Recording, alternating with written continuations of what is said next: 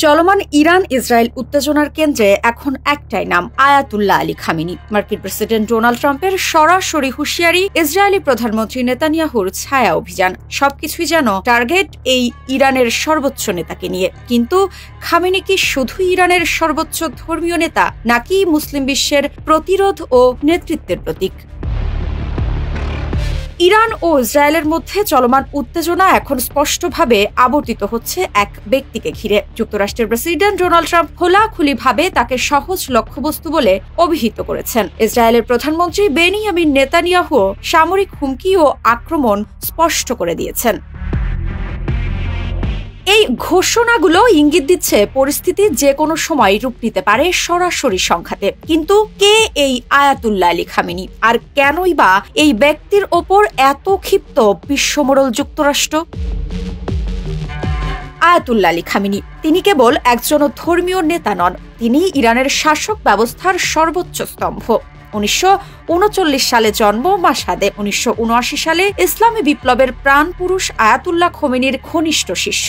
1989 সালে খোমেনির মৃত্যুর পর থেকে ইরানের সর্বোচ্চ নেতা হিসেবে দায়িত্ব পালন করছেন। এই 4 দশকে খামেনি শুধু ইরানকে নেতৃত্ব দেননি, একটি আদর্শ গড়ে তুলেছেন, যেটি ইসলামী প্রজাতন্ত্রের মূল দৃষ্টিভঙ্গি। তিনি ইরানের রাষ্ট্র, সেনাবাহিনী, বিচার বিভাগ, গার্ড বাহিনী ও পরমাণু কর্মসূচির সর্বোচ্চ নিয়ন্ত্রক। 1981 সালে হামলার শিকার হয়ে তার ডান হাত অক্ষম হয়ে পড়ে, কিন্তু সেই আঘাত তাকে থামাতে পারেনি, বরং তিনি হয়ে ওঠেন আরও শক্ত, আরও দৃঢ়।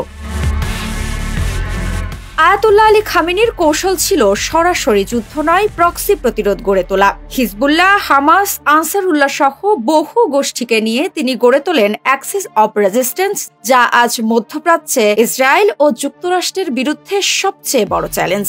তবে সবকিছু পাল্টে যায় 2023 সালের 7 অক্টোবর, যখন হামাস ইসরায়েলে আকস্মিক হামলা চালায়। ইরান আর ছায়াযুদ্ধের পর্যায়ে নেই। ইসরায়েল এবার সরাসরি আঘাত হানে ইরানের পরমাণু কেন্দ্রগুলোতে। লক্ষ্যবস্তু করা হয় শীর্ষ সেনা কমান্ডারদের।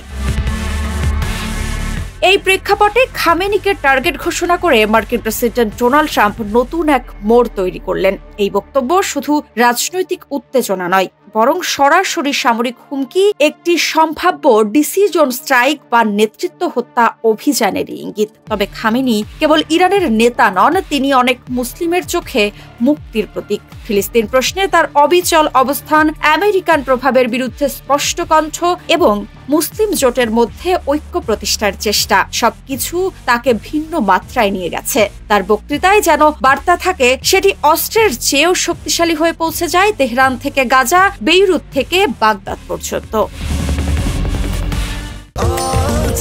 স্বাস্থ্যকর অল টাইম হানিকম, সব সময় অল টাইম হেলদি লাইফ।